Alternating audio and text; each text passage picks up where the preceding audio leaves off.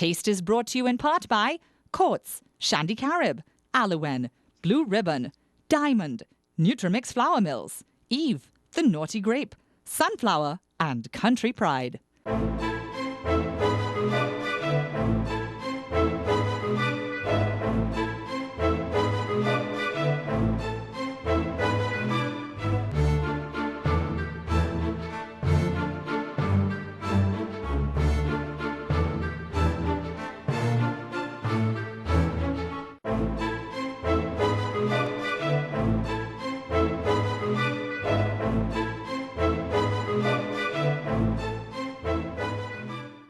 Our guest chef on today's show believes that food should be sexy and sultry, that everything should be appealing to the eye and arouse the senses. According to him, we eat with our eyes. A lecturer at the Trinidad and Tobago Hospitality and Tourism Institute for the past 5 years, and a chef at our kitchen here at Fanatic, his ultimate goal was to open any food magazine and say, I can do that. Goal achieved. Please welcome Chef Jason Peru. Thank you, Conrad. Ian is all yours. Jason, welcome. Welcome back. Thank you, Ian. Jason has an extremely interesting lineup of Christmas fare for us today. Why don't you explain it to the folks out there what we're having? Well, it's Christmas season, Ian. And it's a beautiful season, my favorite season. So I have a beautiful menu for our viewers. We're going to be doing a sweet corn and ham quiche with a pineapple chow chow. For the main course, a fruit and walnut stuffed pork loin. Sorrel reduction goes with that. Okay, Christmas. Ginger infused vegetables with a rosemary butter sauteed Parisian sweet potatoes. And for dessert, bananas tempura with pancha creme anglaise. Pancha creme anglaise. Folks, we'll be right back and we're going to explain all of that to you.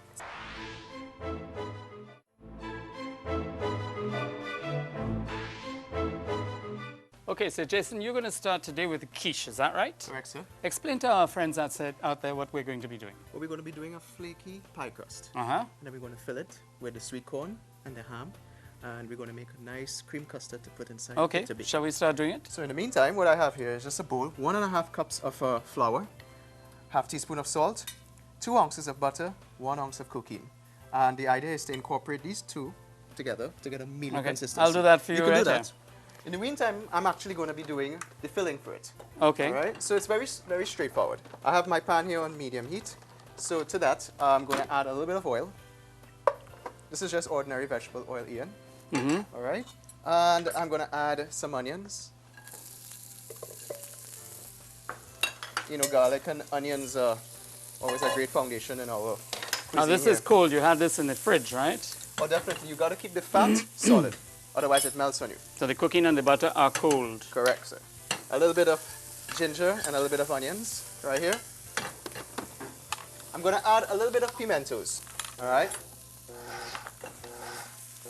Of course, pulsing it just helps to cut it into the flour without making it into a puree. You just wanted to get it grainy. And you're going to bring that together with a little bit of water. No more than 4 ounces of cold water. I'm going to add that through the top. Meanwhile, I'm just going to add some corn to this. Some water.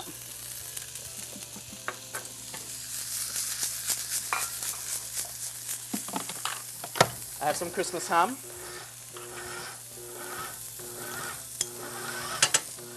How are you going there, Ian? Yep, looks like it's going well. Everything seems to have come together beautifully. Some green peppers and red peppers.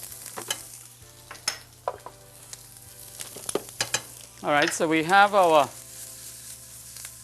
filling. pastry filling done. And what you normally do is put that together in plastic wrap and chill it. I actually have one done already, Ian. Let me get it for you. All right, well, I'll just put this into the fridge as is. There you go. Yeah, just hold that. Ian, do you see this? See how beautiful this looks? Oh, that looks really great. And Jason, why have you chosen the Nutrimix premium grade flour? Well, I'm making a crust, and I really want a nice bite. That flour is definitely going to give me that nice crusty exterior of my quiche. Okay, because you know a lot of people don't know which flour to use for various things. It's all about the different types that you, according to the product that you're going to be making. You got to know what type. If it's cake, you want to use cake flour. In the meantime, I'm going to make my chow chow. Now, this is a little spin on a chow chow that I made earlier on this year and I wanted to actually share it with the viewers. What goes into the little frying pan? Well, actually, I have some vegetable oil inside here. To that, I'm going to add a little bit of pimentos again. Yeah. I'm going to be adding some onions, some garlic. I'm going to form my base with that. I'm trying to handle this as little as possible because we don't want it to warm up. It has to stay cold. Correct. That's how you get a good quiche when you pastry when you put it into the oven. I'm going to add a little bit of cayenne powder. I want some heat inside there. Now what I have here is a dash of nutmeg and some cinnamon. Goes inside. To that, half cup of pineapple juice. Okay, I'm going to start cutting out the shapes here for the Oh, you for did the a quiche. good job here, and that looks really nice. Oh, Quarter cup of red wine vinegar goes inside here. And to that, I have half cup of pineapples. It's about half cup. And I'm going to just let that reduce in a while. mm-hmm. How are you going there, Ian? Yeah, going That well. looks beautiful. Good job. And I have those tartlets for you to actually fill them inside. Okay. All right.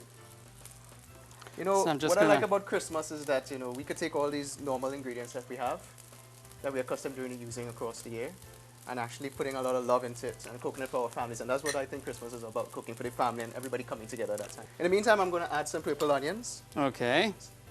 I'm adding this to the end because I don't really want it to cook too much. I still want the appearance of it to stand out. I'm going to be adding a little bit of carrots to my chow chow.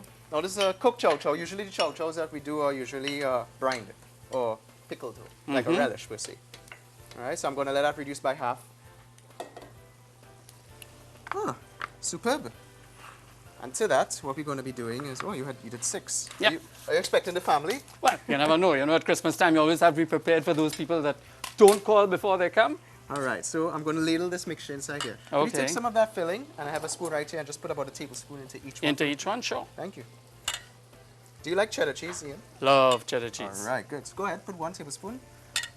And on top of that, I'm going to add a little bit of cheese on top. Good job. Let's do 3 for now. Good job. Can you smell the chow chow? Mm-hmm. Sounds delicious. And I'm going to put these inside here like that. Oops. Oops.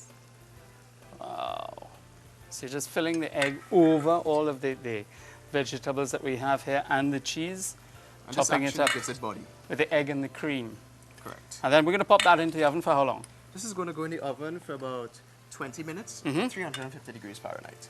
Okay, I'm going to put the last 2 in here. Awesome. Good job, Ian. Small appliances like that nifty food processor from KitchenAid makes a tremendous difference in the amount of time that you spend in the kitchen. Get yours at Courts.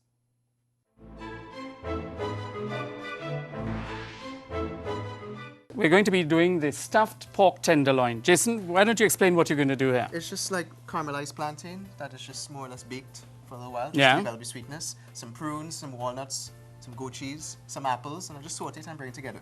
Okay. The cheese is actually a great binding agent. Yes, Pork it and does. fruits go very well together. So while I stop this, now we're going to be doing a dry rub, an aniseed dry rub for this. Okay. Could you help Oh, me? those are the herbs that you put over here. I will Yes. run those through the grinder for you. That'll be excellent. And you're going to tie that up in So the while meantime. I'll check back with you in a little while. Okay. All right, so I'm just going to continue stuffing this. So here we have a mixture of star anise. What else is in here, Jason? Well, I just have star anise, which is just going to be processed for a little while until it comes to a powder. Okay. Then you're going to mix that with 1 tablespoon of paprika and a half tablespoon of jeera. Oh, okay. So we have the little Asian influence coming in here. Yes. What you basically, I guess, a little bit goes a long way. It smells so It's very good. strong. So how much of this do you need? I just need 1 tablespoon of it here. 1 tablespoon. And where we're going to mix this in a bigger bowl over here. Correct. All right. So I'm going to take out a tablespoon of star anise, put it in here. And you said a tablespoon of paprika. Correct, and a half tablespoon of... It's a tablespoon of paprika and a half tablespoon of roasted jeera, right? Correct, sir. So in the meantime, we're going to be smells really searing this pork. All right. All right, so I just tied up one in the meantime. So, as you can see here, this is my product. Now, do we have to put this, when do we have to put this on now? Well, we're going to actually season that up. All right. So I'm adding fresh black peppercorns on it now. Turning it over, and there we go again, some fresh black peppercorns. Wow, And that now looks good. you're actually you going need to the put rum? my spice rub, correct? Shall I do it? Do the honors. Why not? All right, but you've got your hands in there, so I'm going to let you rub it in. So I'm just gently caressing it and more or less just Okay. spreading the ingredients all over. A little bit over the top. Oh. My mouth is watering. It's not even cooking yet. All right, so what we're going to do now is what? I would Sear like you to them off? Sear it off for me, please. Okay. So I have a pot there, which is some oil, which you put So just put a little bit of oil. And we're going to put this over. Correct. Would you like to do it? Sure. Oh, okay. You hear that sizzle? All right. So we're just going to get a nice crust on the pork. That's all, because we're going to finish cook this in the oven at 350 degrees Fahrenheit for about 20 minutes. Okay, that's pretty simple.